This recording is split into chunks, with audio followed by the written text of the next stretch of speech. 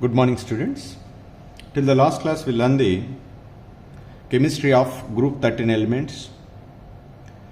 The another important group in P block elements is group 14 elements. What are the group 14 elements?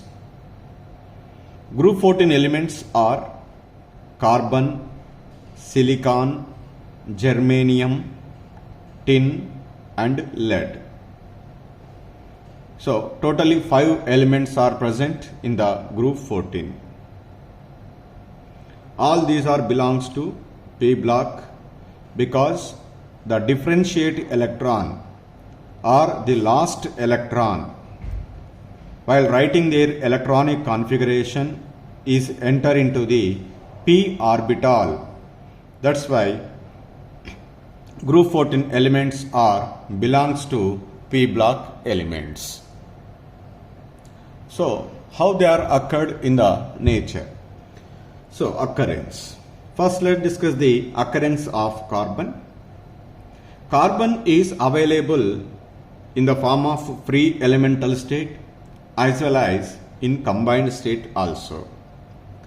In free elemental state, it is available in the form of coal or diamond or graphite or fullerenes, like that. In the form of that, it is available. It is also in the combined form. That means the carbon element is the one of the important constituent element in so many compounds. You know very well calcium carbonate. The carbon is one of the important element. Magnesium carbonate, sodium carbonate, like that so many compounds are there. In all those compounds, the carbon is one of the important constituent. That's why the carbon is available even in combined state also. You know one of the important component of carbon which is playing very important role in the atmosphere, that is carbon dioxide. And it is the 17th most abundant element in the earth crust.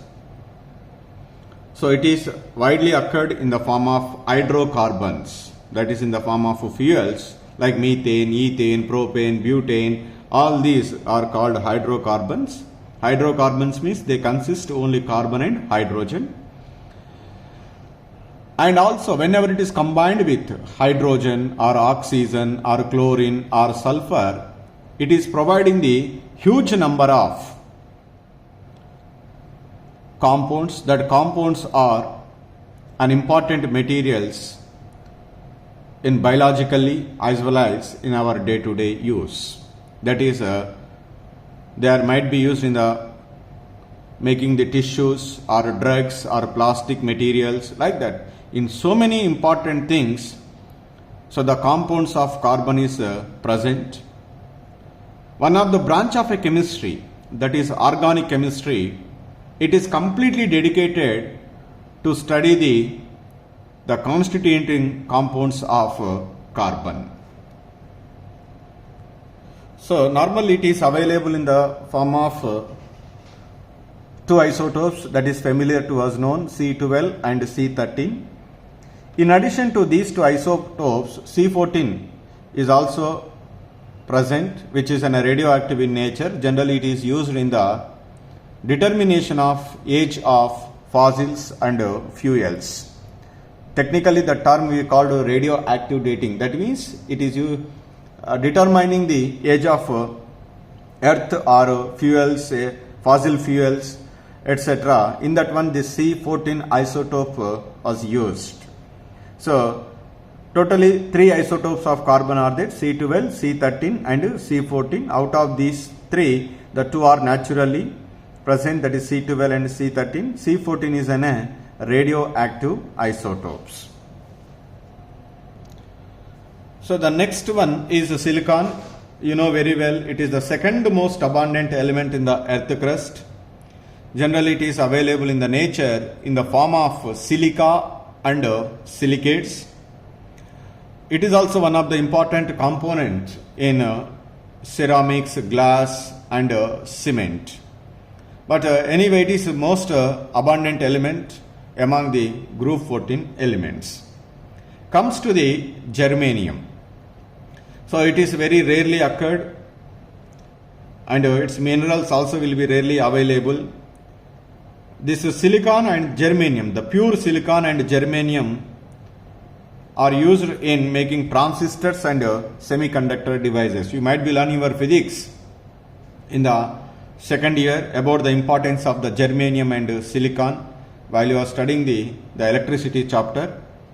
The another important metal, that is a tin, it is also will be very rarely available, very less available in the form of casterite. The formula is SnO2. The last element of group 14, that is lead. So lead is found in the form of galena. It is an important, most of the times the formula of galena they might be asked, that is PbS, lead sulfide is the galena. So this is about the occurrence of group 14 elements. Among these five elements, the carbon and silicon is widely available compared to the germanium, tin and lead. That's why while discussing the most of the properties or chemical properties or physical properties, mostly we can concentrate on these two elements only, carbon and silicon. Comes to the electronic configuration of group 14 elements. First, the carbon symbol is C, atomic number is 6, the electronic configuration is 1s2, 2s2, 2p2. We can write as helium 2s2, 2p2.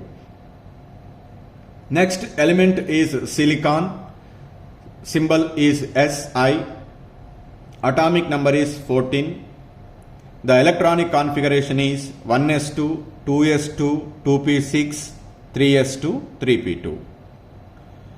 Or using the noble gas configuration, this is called condensed electronic configuration, neon 3s2, 3p2.